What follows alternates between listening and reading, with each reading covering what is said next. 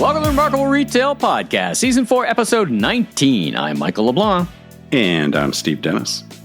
Well, Steve, great to be back on the mic with you. We had a bit of hiatus, a bit of time off. That time off didn't exactly work out the way you had planned, though. You mentioned on social media you were a little breathless. What's going on? I hear you. Did I hear this right? You had a tiger in your hotel room, and you wound up in a Vegas emergency room? Almost. What's going on? Are you okay? What's going on? I am mostly okay. I'm on the mend, but I was out in Las Vegas to do a speech, which I did, and I was supposed to then leave Las Vegas, leaving Las Vegas in a Sheryl Crow-like way to go to Hawaii. Nicolas Cage, instead of going to the airport to get on a plane for Maui, I ended up in the emergency room at about 3 in the morning. And you have not lived until you have been in a Las Vegas emergency room at 3 in the morning. You meet a lot of interesting people. Like a scene from a Fellini movie, no doubt. But of course, I think it's the movie Hangover. But pretty much.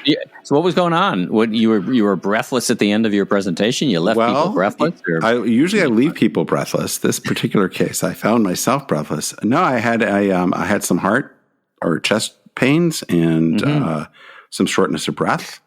And I thought, this is not excellent. And being a feller of a certain age, I thought it was worth going to check out, thinking I might be having some heart stuff going on. And it turns out my heart is fine. Yay. But I had pneumonia, or I have pneumonia. Wow. So I did not have that on my bingo card. And so they said, no, you should probably not go to Hawaii. You should probably sit on a different kind of beach with a amoxicillin colada with an erythromycin chaser. Those are antibiotics for you kids that aren't following along. And so that's what I've been doing for the last week. And I am on the mend, but most definitely not in Hawaii. Well, I've had the same. I've had a bit of touch of the same, and boy, it sucks the energy right out of you. So I hope you're feeling better. You sound good. You sound a little bit, just for the listeners, we were talking off mic if we want to talk a little bit about our voices sometimes because we're all kinds of over the place. But you sound good. I mean, it's that's a little brush with not fun stuff. So you're gonna have to book another time to get to Hawaii and relax, I guess, in a different way. Apparently. So anyway, first world problems, but thanks for asking. Well, I think I can make it through the episode, though. We'll see. And it is a solo episode. We don't have a guest this episode. We have another guest, a great guest, coming up on our next show. We interview the CEO of Navar, which is a super interesting company all around, a whole bunch of tech and very innovative. But for this show, we wanted to dive in. There's so much going on in retail. I mean, there's we'll get to that, of course, in our our news. And the news, I guess, is kind of self-evident in some way if you've been watching the stock market and results. But we wanted to kind of, bring not conclusion to, but really insight to the digital native vertical brand issues, these expansion of stores. We've touched on it a couple times, but we're going to do a bit of a deeper dive from a strategic level. So we'll get to that in a few minutes. Let's talk about U.S. monthly sales reports. I mean, we're seeing some moderation, some rebalancing. Sales seem to be pretty strong. There's, of course, lots of inflation. Man, we're seeing some results from sales results, at least profitability results from many retailers that are falling well short of expectations, and they're getting kind of punished in the stock market. Yeah, it's been pretty ugly, certainly from a stock market perspective. There's a little bit of, and I imagine as we get more earnings reports, we'll be able to make more sense of this. But on the one hand, from an overall sales report or sales increase status, you're right. I mean, a lot of inflation, but Jason Goldberg, friend of the show, did some calculations that show if you look at the year-over-year sales increases, even with an attempt to adjust for inflation, there's still some pretty strong growth overall. Definitely, online sales moderating a bit. Some other categories kind of downtrending a bit, but the overall picture is the consumer continues to spend. But then we got Walmart and Target's earnings, Kohl's earnings, Home Depot, Lowe's, and a lot of very big retailers. And for the most part, their sales were pretty anemic, or even in the case of Kohl's, down quite a bit. and their profits were really, really hit. I mean, I think that was the thing that really sent the retail stocks into a downward spiral. It wasn't so much the sales, was more a lot of what was revealed in the earnings in terms of increasing costs, labor, supply chain, you name it pretty much. But also the outlook. And there's definitely a sense that the consumers are slowing down, spending more on essentials as opposed to discretionary income. I think Brian Cornell, CEO of Target, was talking about that. By the way, Brian Cornell, I was going to say, to go on CNBC after releasing those earnings and be willing to sit there and take questions. I mean, that's a far braver guy than I. Yeah. He didn't just take one for the team, the Target team. He took one for the industry, right? I mean, he stood up and said, and it's kind of, I had two thoughts. One is, very impressive. He's a very impressive leader. And he explained, I think if I can not put words in his mouth, but to paraphrase, he said, we got caught a little bit short with too much of this and too much of that, supply chain this, supply chain that.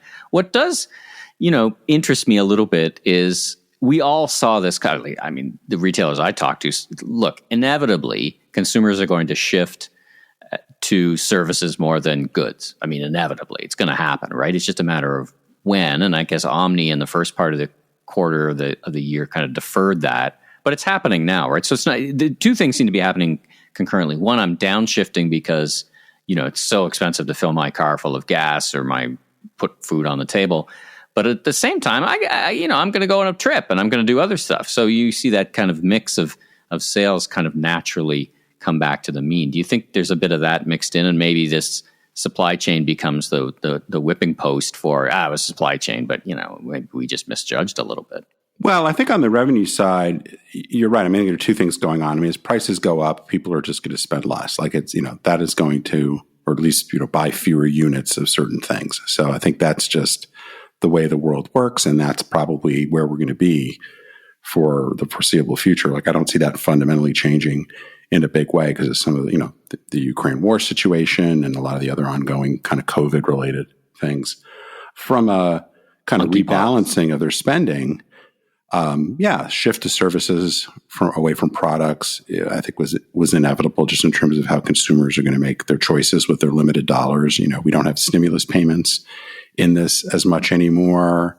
As I often say, I think we've said it probably 10 times on the podcast now, like you're not buying more than one Peloton, probably. You're not redoing your living room more than once. So, I mean, there's an aspect of spending that got pulled forward, I think. So there's a lot going on there. I think it's really the profitability side, though. I mean, I think we're going to, it's a little bit difficult to parse out what sales are going to look like when you've got inflation in there. So I think it's going to be more important to pay attention to what retailers are saying about their units and their customer counts. That's sort of a more interesting thing because the price inflation is going to make it a little bit harder to understand what's going on. But the costs, I mean, I think that's a very significant issue. Yeah. And also to what degree, I think Walmart and Target and others have, for the most part, tried pretty hard not to have to raise prices much.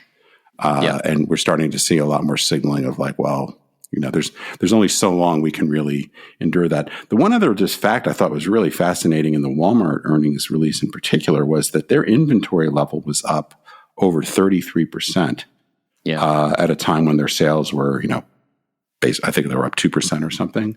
Doug McMillan seemed to be pretty sanguine about their ability to get that back in line relatively quickly. But for a retailer as big as Walmart to have 33% more inventory and essentially flat sales, I was like, wait, I thought I misheard that. Yeah, I was in a Canadian Tire store doing a tour for our friend Michael Snyder. Remember from Bunnings from Australia? He's been on the tour, or he's been on the podcast, and we both stopped at the front of the Canadian Tire store, and we were just amazed at how much merchandise was on the floor. Like they'd clearly just run out of space in the warehouses. And a lot of these big retailers, they said, well, I'm going to err on the side of bringing more stuff in than less, because when I can get a PO filled, I'm going to fill it. And I think I've heard that. I think we may have, I can't remember if we did this on mic or not, but I've been hearing for a couple of weeks about this sort of glut of inventory. And in the case of, actually, I was talking to a guy in Las Vegas that works for one of the off-price retailers, and he was saying that there's just an enormous amount of product that is in the system right now. Much of it was fall merchandise, or is fall merchandise, that landed late. So having coats to sell as we go into Memorial Day here in the U.S. is not the optimal inventory. So it's not just the dollar value of the inventory, it's also the mix. But I think you're going to see some good deals coming down the pike at TJX and Burlington and some of those stores. Standing head and above all of this is Kohl's. You mentioned in the beginning. I mean, their numbers were epically bad. And that's kind of led you to think about maybe there's another suitor that, who knows, they could already have their hat in, but you seem to be advocating for a particular outcome. Well, two things here. One is, and I hate to be like I told you so, but you remember there's been this stuff for several months now that department stores are back, and I remember saying various things on social media. It was like, I don't know, dead cat bounce. In fact, it's in one of my predictions, and all of a sudden, all those people about the department stores being back are pretty quiet as the results start to come out. Yeah, their sales were down quite a bit, and if you look at where their sales were compared to 2019, pre-COVID. They've gone nowhere. So that was certainly disappointing. But yeah, they've been in the market or been in the news quite a lot about potentially being taken over. They appear to be, for some recent comments they made, in the latter stages of discussions with a few players like JCP and Hudson's Bay and a few others. But it's not clear who's still in the running. But my idea in particular was that Amazon should buy them. I know some people think that's a genius idea. Some people think it's a terrible idea. But in a nutshell, I got 2 words for you on that, but I'll let you finish. Well, here's my thought. One is, I believe just fundamentally for Amazon to continue to maintain its growth, they have to get much greater market share in apparel, accessories, home, a lot of the categories that are at the center of what Target, Walmart, Kohl's offer, particularly to move in sort of the more fashion side. Like they've got the biggest apparel business, I think, on the planet right now, but it's mostly in basics. And so for them to grow, I think the biggest obstacle is they don't have a physical presence, which is why they're about to open this Amazon style store. So if you believe the premise that to unlock, billions of dollars of potential, one of the big limitations is physical presence. Buying Kohl's gets them, I think it's 1,100 stores, some of which might be turned into distribution centers, parking lots. Oh, sorry, but distribution gets them a lot of a built-in business, vendor base, a lot of scale very quickly. I could see them putting Amazon Go stores at the front, which would drive a lot of traffic. So I think there's a lot of things that could accelerate where they need to go to anyway by like 5 or 6 years. They can do it at a very, like a trivial price for them. So to me, it's almost a no-brainer. The big question, which many people have pointed out, is Amazon is demonstrably terrible at running physical stores. So, this runs the risk of being Whole Foods, part 2. Well, Jason is back. My 2 words are falling knife. That's my 2 words, which is how I describe their acquisition of Whole Foods. I mean, they've done, with all due respect, they've not done anything with Whole Foods. Now they have ventured out on their own with their fresh concept stores, which seems to me you've had some experience wandering through them with, less than spectacular execution, but let's give them a bad day on that one.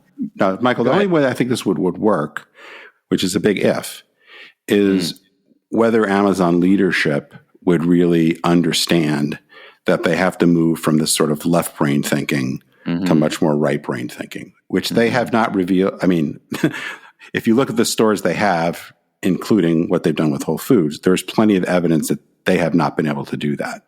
So they would absolutely have to have a really big mind shift and I think really trust Michelle Gass and her team to run it the way they need to while adding what Amazon can add. But if they try to like Amazon Kohl's fundamentally, I agree with you, then it's a falling knife. Yeah, this could allow them to get to a lot more overall growth and advertising growth, which is otherwise going to take them, how fast can they build out these, even if these Amazon style stores end up being, really the way they want to do it.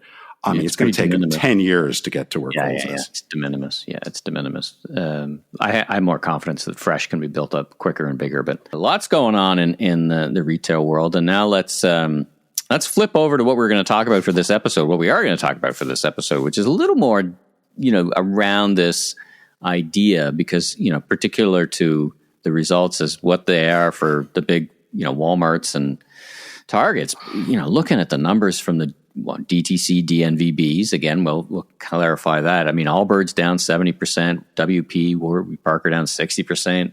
Things are not going so well from that perspective. If you were to take, and I haven't made a list of every single one, but, at this point, we do have quite a few of these so-called disruptor brands, including brands like Stitch Fix, Chewy, Poshmark, The RealReal, Peloton, a little different model. But, these brands that were, the future of retail, all of them are down massively over the past 6 months or so. So even we saw Caspar, the big train wreck. Go back to Caspar collapsed and had to be bought out. So we have seen kind of this new reality, and we'll talk in a few minutes, I guess, about kind of what this reset is and what it looks like going forward. But this kind of revaluation of these businesses really started to occur late last year. They've not done well this past week, as kind of all of retail, but really this all happened before the Target Walmart thing, which kind of sent the rest of retail down. They'd already fallen quite a lot, and so they got hurt a little bit worse. But the big moves really started to happen late last year and earlier this year. Yeah, and you and I were talking off mic about some really interesting stuff about Warby Parker and their pretty, let's call them their OG strategy. I mean, they're really one of the originators of the bricks and mortar strategy, where you have an online business for several years and then your growth plan is through brick and mortar stores. Now, as we kind of have the benefit of looking now after a few years, I mean, how many stores does Warby Parker have? I think they're close to 160 now. Oh, okay. And they're aiming to get to 200 by the end of the year. And I think they said in this past quarter they opened 8, but they've had several dozen stores for multiple years. Because you're right, they were really one of the first to realize the value, and along with probably Bonobos and ThredUp. I mean, there just aren't that many of them that have more than 15, 20 stores. Are you seeing out of that at this point any evidence that tells you? I didn't definitively is a very strident word, but that being a digitally native vertical brand, opening stores is the solution. Like, are you seeing any evidence, at least from the Warby Parker case, that may be helpful? Well, part of the reason why I wanted to talk about this, and it was also part of what I wrote in Forbes this past week, is I'm really starting to wonder. Like, I think I'm the last guy, or certainly on a short list of people, that would be arguing that physical retail is not important, right? I've been pretty much taking the opposite side of that bet for a decade. I talked about this in keynotes. I go into this in my book. We've talked about it on the podcast. I think it was pretty obvious that these brands, many of these brands, can't say every single one, but that many of them that were founded on this premise that you could build profitable, meaningful brands online only. Like, I always thought that was a faulty premise, but for reasons maybe we can go into a little bit more. But in any case, I was like, well, I think, particularly if you're in the apparel kind of business or any business that is more premium priced, more sensitive to fit, that you're just limiting your market by not having a physical presence. Now, whether that's your own stores or wholesale or whatever, that's another thing we can talk about. But, I believe that. I remember talking to Andy Dunn, the guy who started Bonobos, like 11 or 12 years ago. And I believe strongly that was going to be in their future. And, I wasn't the only one. So, I've believed this for a long time. To your point, Warby, Bonobos, a few others did start on this strategy a long time ago. And I think, the belief was that, this expands the addressable market. As I mentioned, the belief, which I think has become even a stronger belief over the last few years, given some of the changes in digital marketing and iOS and, all that kind of stuff, that, power of the platforms. That rent is the new cost of customer acquisition. That was an efficient way to market and acquire and retain customers. And, in some cases, it's a way of lowering returns. And so, there's a bunch of reasons why physical stores made sense. or could make sense. The thing that is to me so concerning about Warby Parker is, as I said, they had a number of stores for a long period of time. They have been at this for 12 or 13 years now. And if you look at their most recently quarterly earnings, you'll see that overall the brand hasn't really grown very much since 2019, despite having opened dozens of stores, which you think just the stores themselves would add a lot of revenue. You would think the shift to more online would add a lot of revenue. You would think that, having a big customer base with supposedly these great NPS scores would allow them to retain customers much better. And you would think that, again, being all these years in, having a lot of comp stores, that you'd see some, strong profitability developing. Instead, what we've seen in the last few quarters is their sales growing at a pretty anemic rate for the sort of brand they are, and their profitability getting worse. So because they don't give enough detail to really unpack what's going on very specifically, I would just say, well, this suggests that perhaps the store strategy isn't working nearly as well as we expected. Now they have created, and it may be, I don't know, maybe category specific, because they did ignite an entire, it's kind of a problem being a pioneer here, they did ignite many, many competitors into the same model. And then, of course, the existing competitors, the big eyeglass makers who are doing business with the opticians, have reacted. So it's not like they've been operating in a static environment from a competitive set either, right? Well, I think that's an issue with a number of these brands, right? It's not static. And so if you create a new category or innovate in a category, you are likely to attract, imitators, right. And I guess you're likely to have some of the folks that you're competing with start to react against that. I think I told you off mic that I have a client that is got a significant part of their business that is in a category that's got several of these disruptors. And, he used to refer to them, maybe he still does, as mosquito brands, that they were like sort of annoying because they would get a lot of attention and they'd maybe steal some business, but they were not likely to amount to anything. But as they got to a certain size, you start to say, well, gee, maybe there is a little bit more of a market for, this sort of design or this sort of price point or whatever. Yeah. But yeah, it can change, to your bigger point though, it can change some of the dynamics in terms of how things are marketed, how you respond. And that could ultimately make you think, well, maybe the totally addressable market's not quite so big because we're not going to be able to get the kind of share that we originally thought. Where do you think we are in terms of this evolution of DTC and digitally native vertical brands? I mean, there's this new, analog native vertical brand idea. And if we had to sum it up as we kind of, land the plane, so to speak, in this episode, how are you thinking strategically about how this is all going to sort itself out? I mean, clearly there's innovation happening. We love innovation in retail, sometimes successful, sometimes not. But as you start to see this explosive growth kind of slow down, where do you think this is all going to set out, and what lessons are there to be learned for the retail industry from this particular period of time? Well, there's a few different things. I mean, one is, we just need to kind of clarify a little bit of the nomenclature, because direct to consumer, as a strategy has been around for a long time, and vertically integrated brands like Land's End, J. Crew, you can go back, many of the mail order catalog companies were largely vertically integrated mono brands. And they were direct to consumer in that they were mail order catalog, and then eventually they became digital. So that's what I call the analog native vertical brands. Right.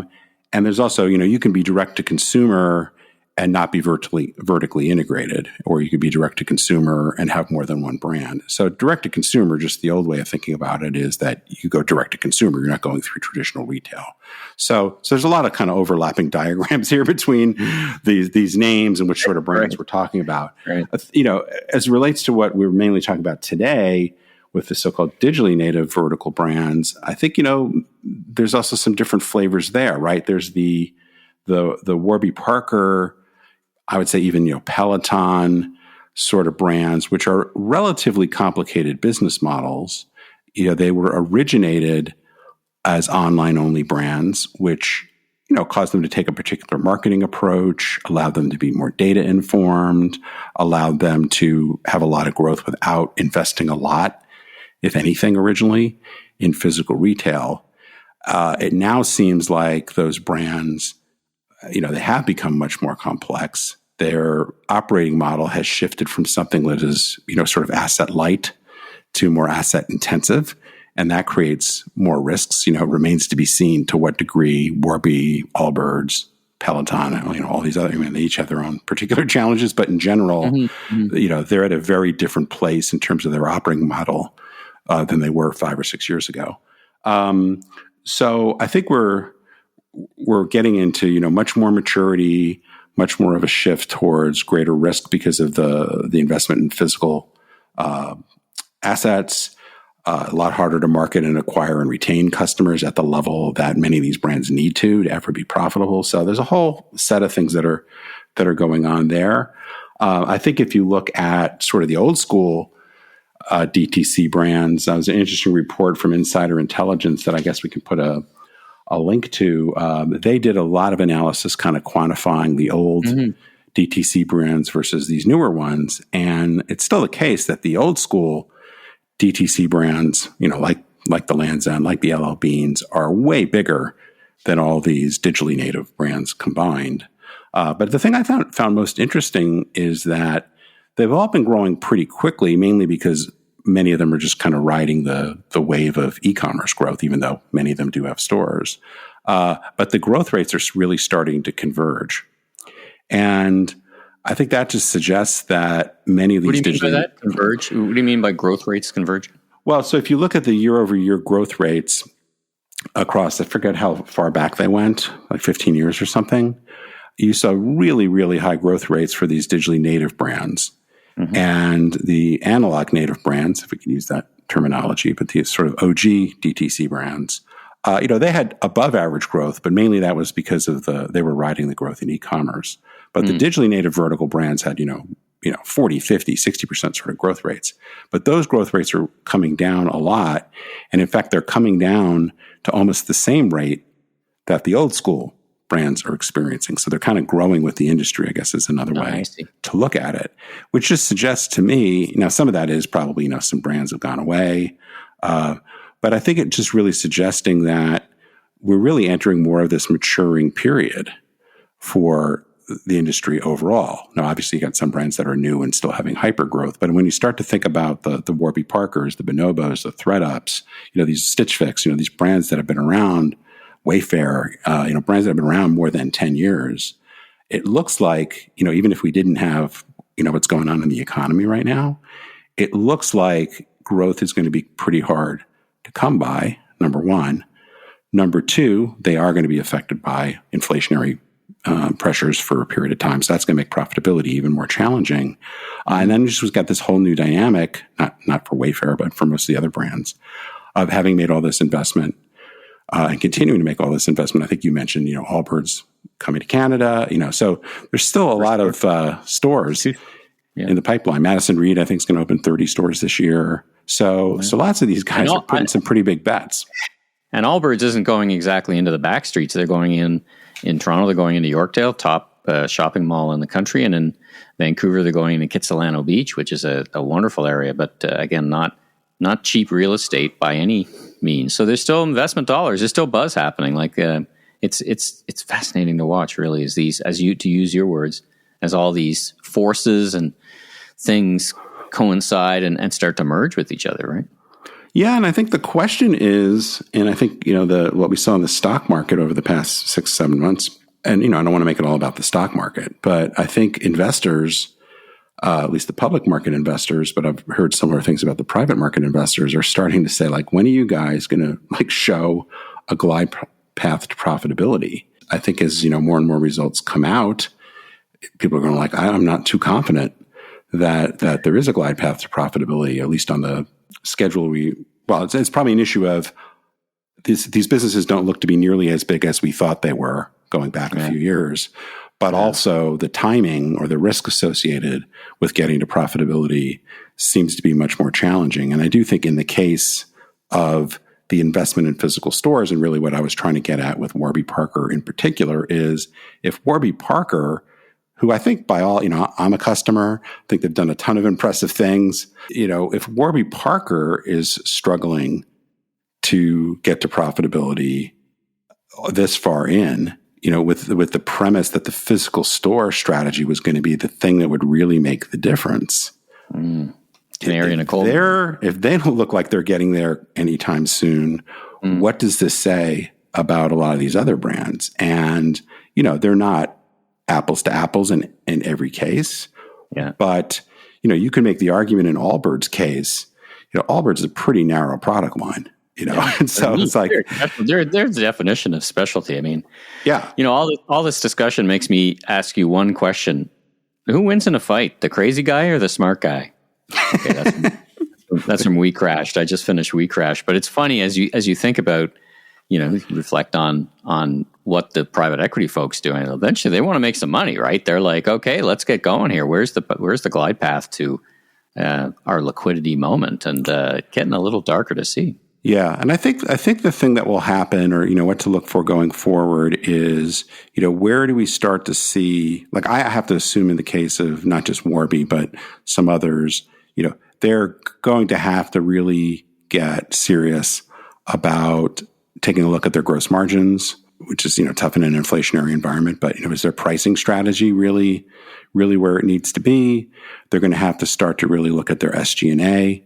Overall, we've already seen a few of these brands reduce headcount in a pretty significant way.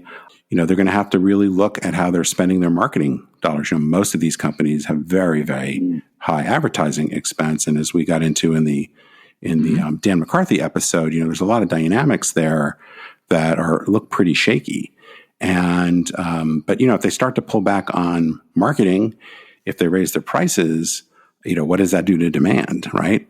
Probably not positive things. So it's I think we would be at a very interesting moment anyway with a lot of these brands, given the cycle where they are in their maturity cycle.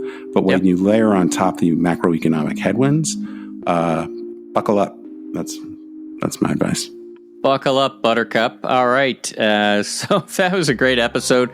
Hey, and to the listeners, we've got a couple more episodes to wrap up season 4. We've been renewed for season 5, and we'll look forward to speaking again next week. If you like what you heard, please follow us on Apple, Spotify, or your favorite podcast platform so you can catch up with all our great interviews, like our discussion with Target SVP Nancy King on their innovative approach to harmonized retail. New episodes will show up each and every week, and be sure and tell your friends and colleagues in the retail industry all about us. And I'm Steve Dennis, author of the best-selling book, Remarkable Retail: How to Win and Keep Customers in the Age of Disruption. You can learn more about me, my consulting, and keynote speaking at stephenpdennis.com.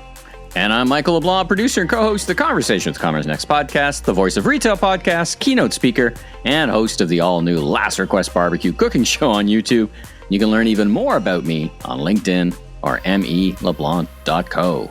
Safe travels, everyone.